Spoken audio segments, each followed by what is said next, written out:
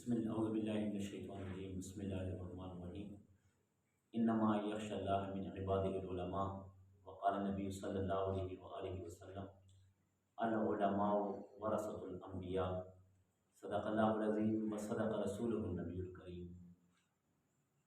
قرآن مجید فرقان حمید میں اللہ رب العزت نے علماء کو یہ اعزاز دیا کہ اللہ سے ڈرنے والے، اللہ سے خوف کھانے والے، اللہ کے زیادہ قریب جو ہے یہ قرآن مجید میں لکھا کہ وہ علماء ہے۔ اور حدیث مبارک میں نبی پاک صلی اللہ علیہ وآلہ وسلم فرماتے ہیں کہ علماء جو ہے یہ انبیاء کے وارث ہیں۔ یہ اعزاز علماء کو حاصل ہے کہ اللہ نے ان کا ذکر قرآن میں بھی کیا اور حدیث میں بھی کیا۔ کہنے کا مقصد یہ ہے کہ یہ علماء وہ لوگ ہیں لاکھ آپ ان کی مخالفتیں کریں، لاکھ آپ ان کو برا بھلا کہیں، مگر آپ ان سے جان نہیں چھڑا سکتے۔ اب آپ کہیں گے وہ کیسے؟ وہ ایسے کہ خود تو آپ ایسے ہیں کہ آپ کے گھر میں اگر بیٹا پیدا ہو جائے تو آپ ان کے کانوں میں اذان نہیں دے سکتے۔ اگر آپ کا باپ مر جائے تو آپ ان کا جنازہ نہیں پڑھا سکتے۔ اگر آپ کا باپ مر جائے تو آپ ان کو غسل تک نہیں دے سکتے، قبر میں تک نہیں اتار سکتے۔ یہی علماء کی جن کو آپ برا بھلا کہتے ہیں، اس کے باوجود آپ کے بچوں کے کانوں میں اذان دینا، آپ کے بچوں کی تربیت کرنا اور آپ کے بچوں کے، آپ کے بڑوں کے جنازے پڑھانا، غسل کرنا، یہ علماء کا کام ہے۔ یہاں تک کہ ان کو لاکھ برا بھلا کہہ لو مگر یہ مساجد میں، مدارس میں آپ کے بچوں کو پھر بھی کوئی پڑھاتے ہیں۔ علماء کی مثال اس درخت کی سی ہے کہ جس درخت میں پھل لگے ہوتے ہیں، جن کو لوگ پتھر مارتے ہیں مگر اس کے باوجود اگلے سال پھر وہ پھل دینا شروع کر دیتا ہے۔ کچھ لوگوں کی بات کر رہا ہوں کہ جو اپنے جہالت کا اظہار کرتے ہیں۔ کل NA 22 میں مولانا قاسم دامت برکاتہم العالیہ عمران خان کے مقابلے میں الیکشن ہار گئے۔ مولانا قاسم صاحب نورانی چہرہ ہے ان کے چہرے کو دیکھ لیں، ان کے چہرے سے پتہ چلتا کہ یہ جھوٹے آدمی کا چہرہ نہیں ہے، یہ سچے آدمی کا چہرہ ہے۔ کل وہ الیکشن ہار گئے۔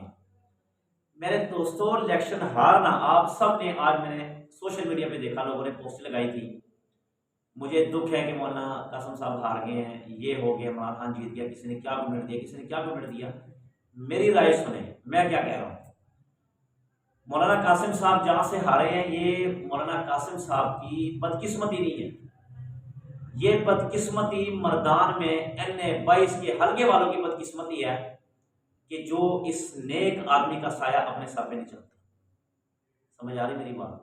نیک آدمی کا سایہ اپنے سر پہ نہیں چاہتے۔ اس کے مقابلے میں آپ عمران خان کا سایہ اپنے سر پہ چاہتے ہیں۔ میں قسم کھا کر کہتا ہوں کہ آپ عمران خان صاحب قابل احترام ہے، میں کوئی ایسی ویسی بات نہیں کر رہا، میں مسجد میں بیٹھا ہوں۔ عمران خان صاحب سے آپ 6 کلمے سنیں، عمران خان صاحب سے آپ ایمان مفصل، ایمان مجمل سن لیں، یہ عمران خان صاحب کو یاد نہیں ہے۔ ایک آدمی کو بخاری، قرآن مجید، مسلم، ترمذی، یہاں تک کہ اس بندے کو اللہ اور اس کے رسول کی اجازتیں ہوئی، وہ بندہ ہر وقت قال اللہ قال رسول اللہ پڑھاتا ہے، اور اس کے مقابلے میں ایک آدمی کمنٹ کرتا ہے کہ آج عمران خان نے اپنے وقت کے مقابلے میں جتنے بھی کھڑے تھے سب فرعونوں کو شکست دی۔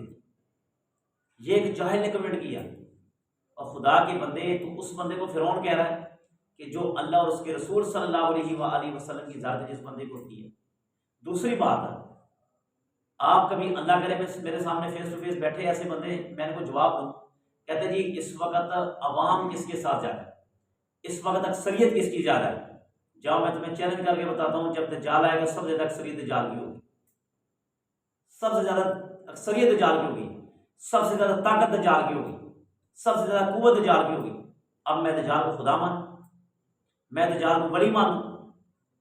اور خدا کے بندوں کو تھوڑا سا عقل سے کام لو، اور کسی کو الفاظ نکالنے سے پہلے کہتا ہے بولنے سے پہلے تول لیا کرو۔ آپ کو پتا ہے کہ جو لفظ جس بندے نے استعمال کیا کہ تمام فرعونوں کو شکست دے دی، اس میں اس کا ایمان جا سکتا ہے، اور وہ بندہ شادی شدہ، اس کے بچے ہیں، جا اپنے نکاح کی تجدید کروا، دوبارہ نکاح پڑھا۔ اگر نکاح نہیں پڑھائے گا تیری بیوی تجھ پہ طلاق ہو چکی ہے، کیونکہ تو نے کالے کو فرعون کہہ دیا۔ اور خدا کے بندو، سیاست میں لگ کر سیاسی لیڈر کے پیچھے اپنا ایمان ضائع کر بیٹھے ہو۔ جا میں دعا کرتا ہوں اللہ تعالیٰ تیرا حشر عمران کے ساتھ کرے، میرا حشر مفتی قاسم صاحب کے ساتھ کرے۔ اللہ سے دعا ہے کہ جو کچھ کہا سنا